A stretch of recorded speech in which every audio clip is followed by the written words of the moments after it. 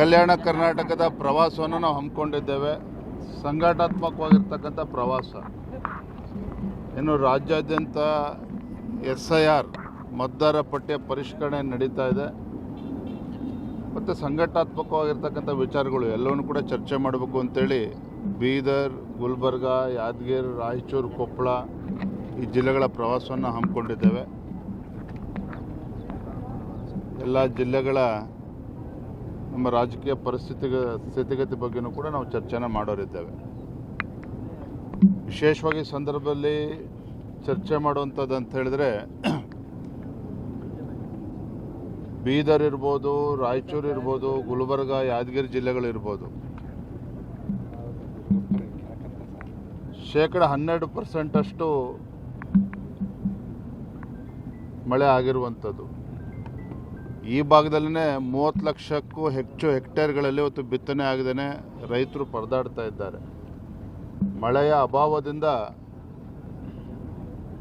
ತೊಗರಿ, ಸೂರ್ಯಪಾನ ಇರ್ಬೋದು, ಹತ್ತಿ ಇರ್ಬೋದು, ಬಿತ್ತನೆ ಆಗದೇ ಇವತ್ತು ರೈತರು ಸಂಕಷ್ಟದಲ್ಲಿದ್ದಾರೆ.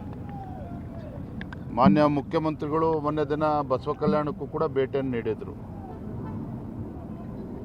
ಫೋಟೋ ಶೂಟ್ ಮಾಡಿಸ್ಕೊಂಡು ಹೋಗಿದ್ದಾರೆ. ನಾನು ರಾಜ್ಯದ ಮುಖ್ಯಮಂತ್ರಿಗಳಲ್ಲಿ ನಾನು ವಿನಂತಿ ಮಾಡ್ತೇನೆ, ವಿಶೇಷವಾಗಿ ಉತ್ತರ ಕರ್ನಾಟಕದ ರೈತರು, ಕಲ್ಯಾಣ ಕರ್ನಾಟಕದ ರೈತರು ಸಂಕಷ್ಟದಲ್ಲಿರುವಂಥ ಸಂದರ್ಭದಲ್ಲಿ ಕನಿಷ್ಠ 50,000 ರೂಪಾಯಿ ಒಂದು ಎಕರೆಗೆ ಪರಿಹಾರವನ್ನು ನೀಡಬೇಕಾಗ್ತದೆ. ಈ ನಿಟ್ಟಿನಲ್ಲಿ ರಾಜ್ಯ ಸರ್ಕಾರ ತಲೆ ಕೆಡಿಸ್ಕೋಬೇಕು. ರೈತರ ಒಂದು ಸಮಸ್ಯೆಗೆ ಸ್ಪಂದನೆ ಮಾಡುವಂಥ ಕೆಲಸ ಮಾಡಬೇಕು ಅಂತೇಳಿ ನಾನು ಆಗ್ರಹ ಪಡಿಸ್ತೇನೆ. ಮೊನ್ನೆ ಬಸವ ಕಲ್ಯಾಣ ಕೂಡ ಭೇಟಿಯನ್ನು ನೀಡಿದಾಗ ಉಳಿದಿರ್ತಕ್ಕಂಥ ಹಣವನ್ನು ಬಿಡುಗಡೆ ಮಾಡ್ತೇನೆ ಬಸವ ಕಲ್ಯಾಣದ ಅಭಿವೃದ್ಧಿ ದೃಷ್ಟಿಯಿಂದ ಅಂತ ಹೇಳಿದ್ದಾರೆ. ಅನುಭವ ಮಂಟಪಕ್ಕೆ ತಮ್ಮೆಲ್ಲರೂ ಕೂಡ ನೆನಪಿದೆ, ಹಿಂದೆ ಭಾಜಪ ಸರ್ಕಾರ ಇದ್ದಾಗ ಸನ್ಮಾನ್ಯ BS ಯಡಿಯೂರಪ್ಪನವರು ಭಾಳ ಮುತುವರ್ಜಿ ವಹಿಸಿ 100 ಕೋಟಿ ರೂಪಾಯಿಗಳನ್ನು ತತ್ಕ್ಷಣ ಬಿಡುಗಡೆ ಮಾಡಿ, 200 ಕೋಟಿ ರೂಪಾಯಿಗಳನ್ನು ತತ್ಕ್ಷಣ ಬಿಡುಗಡೆ ಮಾಡಿ ಸುಮಾರು 500 ಕೋಟಿ ರೂಪಾಯಿಯಷ್ಟು ಒಂದು ಪ್ರಾಜೆಕ್ಟ್ ಆಗಿರುವಂಥದ್ದು. ಆದರೆ ಯಾಕೋ ಏನೋ ಕಳೆದ 3 ವರ್ಷದಲ್ಲಿ ರಾಜ್ಯದ ಕಾಂಗ್ರೆಸ್ ಸರ್ಕಾರ ಇದ್ರ ಬಗ್ಗೆ ತಲೆ ಕೆಡಿಸ್ಕೊಳ್ಳಿಲ್ಲ. ಈ ಭಾಗದ ಜನರು ಒತ್ತಾಯ ಮಾಡಿದಾಗಲೂ ಕೂಡ ಅದ್ರ ಬಗ್ಗೆ ಏನು ಚಕಾರವೂ ಕೂಡ ಎತ್ತಿಲ್ಲ. ಅದು ಈಗ ಮಾನ್ಯ ಮುಖ್ಯಮಂತ್ರಿಗಳು ಅದ್ರ ಬಗ್ಗೆ ಚರ್ಚೆ ಮಾಡಿದ್ದಾರೆ.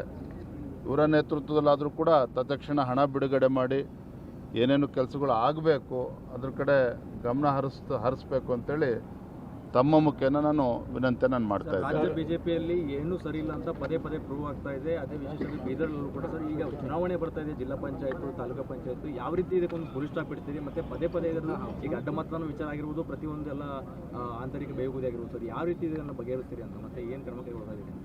ಬೀದರ್ ಭಾರತೀಯ ಜನತಾ ಪಾರ್ಟಿ ಬೀದರ್ ಜಿಲ್ಲೆಯಲ್ಲಿ ಏನಾದರೂ ಸಮಸ್ಯೆ ಆದರೆ ಅವತ್ತು ಕೋರ್ ಕಮಿಟಿನ ಕೂಡ ಕರೆದಿದ್ದೇನೆ. ಕೋರ್ ಕಮಿಟಿನ ಕೂಡ ಚರ್ಚೆ ಮಾಡ್ತೇನೆ. ಏನೋ ಸಮಸ್ಯೆ ಇದ್ದರೂ ಕೂಡ ಅದನ್ನು ಬಗೆಹರಿಸ್ತೇನೆ. ಸರ್, ಬೀದರ್ನಲ್ಲಿ ಈಗ ಸಾಕಷ್ಟು ಸಮಸ್ಯೆಗಳಿದೆ ಸರ್. ರೈತರ ಪರವಾಗಿ ಬಿಜೆಪಿ ವಿರೋಧ ಪಕ್ಷವಾಗಿ ಯಾವುದೇ ರೀತಿ ಧ್ವನಿ ಎತ್ತಲ್ಲ. 4 ಜನ ಶಾಸಕರಿದ್ದಾರೆ, ಇದ್ರೂ ಕೂಡ ಕಾಂಗ್ರೆಸ್ ಜೊತೆಗೆ ಹೊಂದಾಣಿಕೆ ಮಾಡ್ತಾ ಇದ್ದಾರೆ ಅಂತ 3 ವರ್ಷದಿಂದ ಗಂಭೀರ ಆರೋಪ ಇದೆ ಸರ್. ಏನು ಹೇಳ್ತೀರಿ ಸರ್ ಈ ಬಗ್ಗೆ ಚರ್ಚೆ ಆಗುವಂತ ಸಾಧ್ಯತೆ ಇದೆ ಸರ್? ಇವೆಲ್ಲವೂ ಕೂಡ ನಾವು ಕೋರ್ ಕಮಿಟಿಯಲ್ಲಿ ಚರ್ಚೆ ಮಾಡ್ತೇವೆ.